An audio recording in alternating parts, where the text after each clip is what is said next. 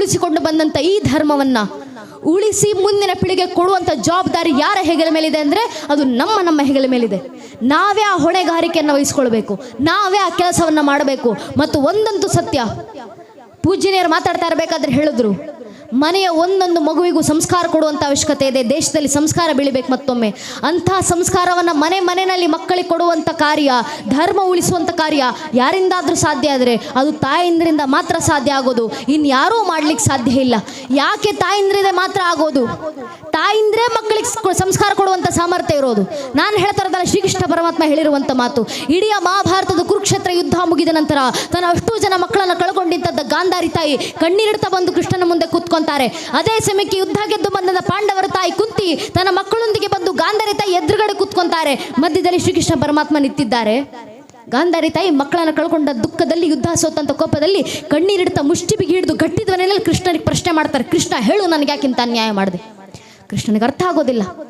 ತಕ್ಷಣ ಗಾಂಧಾರಿ ತಾಯಿ ಉತ್ತರ ಕೊಟ್ಟರು, ಇಲ್ಲಪ್ಪ, ಜಗತ್ತಿನ ಮೋಸಗಾರ ಅಂತ ಕರಿಬೋದು, ಜಗತ್ತಿನ ಸುಳ್ಳುಗಾರ ಅಂತ ಕರಿಬೋದು, ಆದರೆ ನನಗೆ ಮಾತ್ರ ಸ್ಪಷ್ಟವಾಗಿ ಗೊತ್ತು ನೀನೇ ಭಗವಂತ. ಈಗ ಹೇಳಿ, ನನಗೆ ಯಾಕಿಂತ ಅನ್ಯಾಯ ಮಾಡಿದೆ?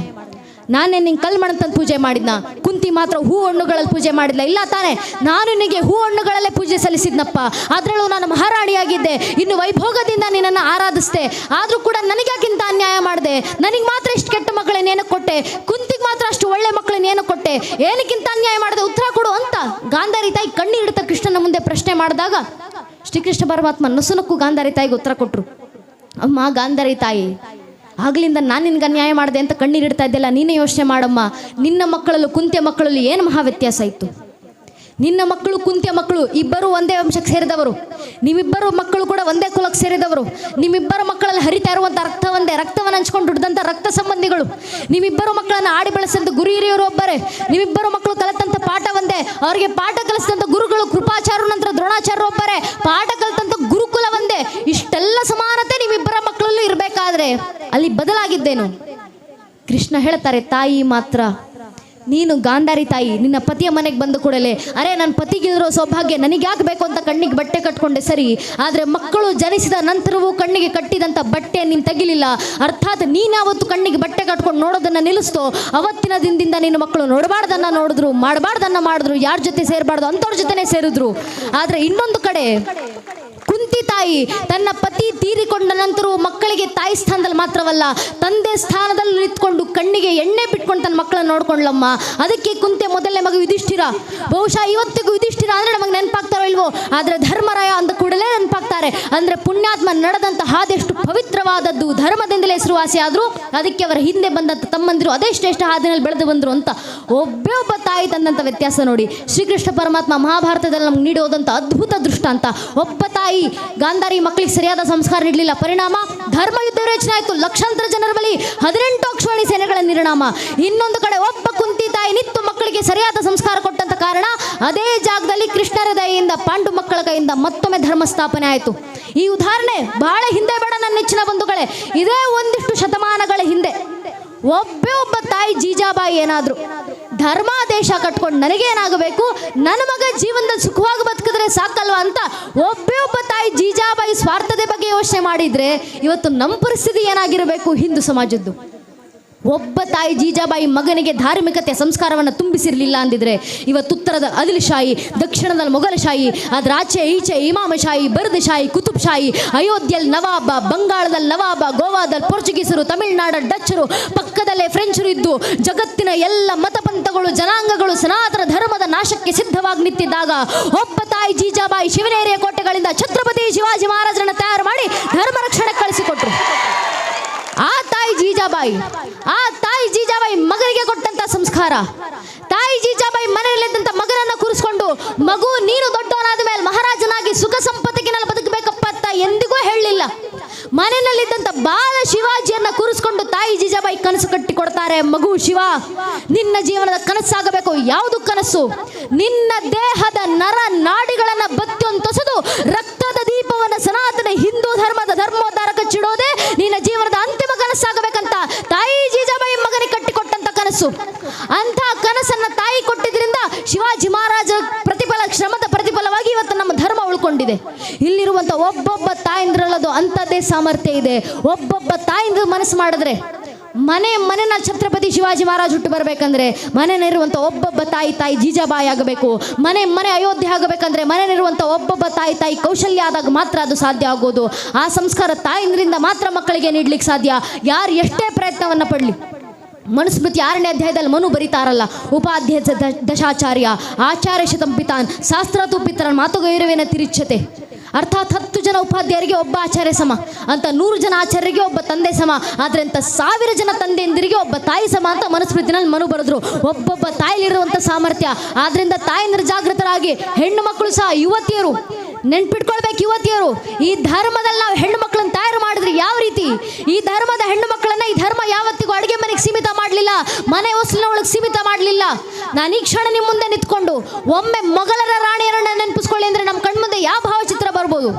ಪರ್ದೆ ಹಿಂದ್ಗಡೆ ಕೈಯಲ್ಲೊಂದು ಗುಲಾಬಿ ಹಿಡ್ಕೊಂಡು ತನ್ನ ಪಾಡಿಗೆ ತಾನು ಅಂತಃಪುರದಲ್ಲಿ ಕೂತಿರುವಂಥ ಹೆಣ್ಣು ಮಕ್ಕಳ ನೆನಪಾಗ್ಬೋದು ನಮಗೆ. ನಾನು ಈ ಕ್ಷಣ ನಿಮ್ಮ ಮುಂದೆ ಒಮ್ಮೆ ಬ್ರಿಟಿಷರ ರಾಣಿಯರನ್ನ ನೆನಪಿಸ್ಕೊಳ್ಳಿ ಅಂದ್ರೆ ನಮ್ಮ ಕಣ್ಮುಂದೆ ಯಾವ ಭಾವಚಿತ್ರ ನೆನಪಾಗ್ಬೋದು? ಅಲಂಕಾರ ಮಾಡಿಕೊಂಡು ವಜ್ರ ವೈಡೂರ್ಯಗಳನ್ನ ತೊಟ್ಕೊಂಡು ತನ್ನ ಅರಮನೆ ತನ್ನ ಪಾಡಿಗೆ ತಾನು ಕೂತಿರುವಂಥ ಹೆಣ್ಣು ಮಕ್ಕಳ ಭಾವಚಿತ್ರ ನಮಗೆ ನೆನಪಾಗ್ಬೋದು. ಅದೇ ನಾನು ಈ ಕ್ಷಣ ಒಮ್ಮೆ ಹಿಂದೂ ರಾಣಿಯರನ್ನು ನೆನಪಿಸ್ಕೊಳ್ಳಿ ಅಂದರೆ ನಮ್ಮ ಕಣ್ಮುಂದೆ ಅಲಂಕಾರ ಮಾಡಿಕೊಂಡು ಗುಲಾಬಿ ಹಿಡ್ಕೊಂಡು ಅಂತಃಪುರ ಅರಮನೆಯಲ್ಲಿ ತನ್ನ ಪಾಡಿಗೆ ತಾನು ಕೂತಿರುವಂಥ ಹೆಣ್ಣು ಮಗಳ ನೆನಪಾಗೋದಿಲ್ಲ. ಹಿಂದೂ ರಾಣಿಯರು ಅಂದ ಕೂಡಲೇ ಕಚ್ಚೆ ಸೀರೆಯನ್ನು ತೊಟ್ಟು ಕೈಯಲ್ಲಿ ಬಿಚ್ಚುಗತ್ತೆಯನ್ನು ಹಿಡಿದು ಠ್ಯಾಕರೆ ಕತ್ತನ್ನು ಕತ್ತರಿಸಿ ತನ್ನ ಅಗಸಿ ಬಾಗ್ಲಿಗೆ ತನ್ನೇ ತಾಕಿ ತಾಕತ್ತಿದ್ರೆ ಯುದ್ಧಕ್ಕೆ ಬನ್ನಿ ಅಂತ ಬ್ರಿಟಿಷರ ವಿರುದ್ಧ ಗರ್ಜಿಸಿದಂಥ ಕಿತ್ತೂರಿನ ರಾಣಿ ಚೆನ್ನಮ್ಮನಂತ ಹೆಣ್ಣು ಮಕ್ಕಳ ನೆನಪಾಗುತ್ತೆ ನಮಗೆ. ಈ ಧರ್ಮದಲ್ಲಿ ನಾವು ಹೆಣ್ಣು ಮಕ್ಕಳನ್ನು ತಯಾರಿಸಿದಂಥ ರೀತಿ ಅಂತದ್ದು. ಈ ಧರ್ಮದಲ್ಲಿ ಹುಟ್ಟಿದಂಥ ಹೆಣ್ಣು ಮಕ್ಕಳು ಕಿತ್ತೂರಿನ ರಾಣಿ ಚೆನ್ನಮ್ಮನಂತೆ ತಯಾರಾದ್ರು. ಈ ಧರ್ಮದಲ್ಲಿ ಹುಟ್ಟಿದಂಥ ಹೆಣ್ಣು ಮಕ್ಕಳು 20 ವರ್ಷ ಅರಿಯದ ಹೆಣ್ಣು ಮಕ್ಕಳು ಏಕಾಂಗಿಯಾಗಿ ಕೈಯಲ್ಲೊಂದು ಒನಕೆಯನ್ನು ಹಿಡಿದು ನಿಂತು ಹೈದರಾಳಿ ಸೈನಿಕರ ನರಮೇಧವನ್ನು ಮಾಡಿದಂಥ ಒನಕೆ ಓಬವ್ವನಂತ ಹೆಣ್ಣು ಮಕ್ಕಳನ್ನ ತಯಾರು ಮಾಡಿದಂಥ ಧರ್ಮ ನಮ್ಮದು. ಈ ಧರ್ಮದಲ್ಲಿ ಹುಟ್ಟಿದಂಥ ಹೆಣ್ಣು ಮಕ್ಕಳು ಕ್ಷಾತ್ರ ತೇಜಸ್ಸು ಮಾತ್ರ ಅಲ್ಲ, ಜ್ಞಾನ ಪರಂಪರೆಯಲ್ಲೂ ಒಬ್ಬ ಅಕ್ಕ ಮಹಾದೇವಿಯ ಉದಾಹರಣೆ ಸಾಕು. ಶೂನ್ಯ ಪೀಠದ ಮುಂದೆ ನಿಂತಂತ ಅಕ್ಕ ಮಹಾದೇವಿಗೆ ಶೂನ್ಯ ಪೀಠದ ಮೇಲೆ ಕೂತಿದ್ದಂತ ಅಲ್ಲಮ್ಮ ಪ್ರಭುಗಳು ಮಾಡಿದಂತ ಮೊದಲನೇ ಪ್ರಶ್ನೆ, ನಿನ್ನ ಪತಿಯ ಹೆಸರೇನು ತಾಯಿ? ಅಲ್ಲಮ್ಮ ಪ್ರಭುಗಳಿಗೆ ಸತ್ಯ ಗೊತ್ತು, ಆದರೆ ಉಳಿದ ಶರಣರಿಗೆ ಸತ್ಯ ದರ್ಶನ ಆಗಲಿ ಅನ್ನೋ ಕಾರಣದಿಂದ ಅಲ್ಲಮ್ಮ ಪ್ರಭುಗಳು ಮಾಡಿದಂತ ಪ್ರಶ್ನೆ, ನಿನ್ನ ಗಂಡನ ಹೆಸರೇನು? ಆಗ ಅಕ್ಕ ಮಹಾದೇವಿ ಶೂನ್ಯ ಪೀಠದ ಮುಂದೆ ನಿಂತು ಎಲ್ಲ ಶರಣರ ಮುಂದೆ ಉತ್ತರವನ್ನು ಕೊಡ್ತಾರೆ, ಹಿಯಕ್ಕೊಬ್ಬ ಗಂಡ ಪರಕ್ಕೊಬ್ಬ ಗಂಡನೇ, ಎನಗೆ ಚನ್ನಮಲ್ಲಿಕಾರ್ಜುನ ಒಬ್ಬನೇ ಗಂಡನಯ್ಯ ಅಂತ. ಅಂಥ ಭಕ್ತಿಯ ಪರಾಕಾಷ್ಠೆಯನ್ನು ಮುಟ್ಟಿದಂಥ ಹೆಣ್ಣು ಮಕ್ಕಳನ್ನು ತಯಾರು ಮಾಡಿದಂಥ ಧರ್ಮ ನಮ್ಮದು. ಆ ಪರಂಪರೆನ ನಾವು ಹುಟ್ಟಿದ್ದೀವಿ ಅಂದ ಮೇಲೆ ನಮ್ಮ ಮೇಲೆ ಧರ್ಮ ಉಳಿಸುವಂಥ ಜವಾಬ್ದಾರಿ ಇನ್ನೆಷ್ಟು ವಿಶಾಲ ಮಟ್ಟದಿದೆ. ನಾವಿನ್ನೆಷ್ಟು ಹೆಮ್ಮೆ ಪಡಬೇಕು. ಅಂತ ಸನಾತನ ಧರ್ಮದಲ್ಲಿ ಹುಟ್ಟಿರುವಂಥ ಹೆಣ್ಣು ಮಕ್ಕಳು ನಮ್ಮ ಪರಂಪರೆಯನ್ನು ನೆನಪಿಸ್ಕೊಂಡು ಜಾಗೃತರಾಗಿ ನಮ್ಮ ರಕ್ತದ ಪರಿಚಯ ನಮಗಾಗಲಿ. ಪ್ರತಿ ಬಾರಿ ಕೇಸರಿಯನ್ನ ನೋಡಿದಾಗ ಹಣೆ ಕುಂಕುಮ ತಿಲಕವನ್ನು ಇಡಬೇಕಾದ್ರೆ ನಮ್ಮ ಹೆಣ್ಮಕ್ಳಿಗೆ ನೆನಪಾಗಬೇಕು. ಹಣೆಗೆ ವಿಭೂತಿ ಪಟ್ಟೆಯನ್ನು ಬಳಿಬೇಕಾದ್ರೆ ಪ್ರತಿಯೊಬ್ಬ ಹಿಂದುವಿಗೂ ನೆನಪಾಗಬೇಕು. ಕಾಟಾಚಾರಕ್ಕೆ ಹಣೆ ಕುಂಕುಮ ತಿಲಕ ವಿಭೂತಿ ಇಡ್ತಿಲ್ಲ, ಕಾಟಾಚಾರಕ್ಕೆ ಕೈಯಲ್ಲಿ ರಕ್ಷೆಯನ್ನು ತೊಟ್ಕೊಂಡು ಓಡಾಡ್ತಿಲ್ಲ, ಕಾಟಾಚಾರಕ್ಕೆ ಊರು ತುಂಬ ಕೇಸರಿ ತೋರಣಗಳನ್ನ ಭಗವದ್ ಧ್ವಜವನ್ನು ಕಟ್ಟಿಲ್ಲ.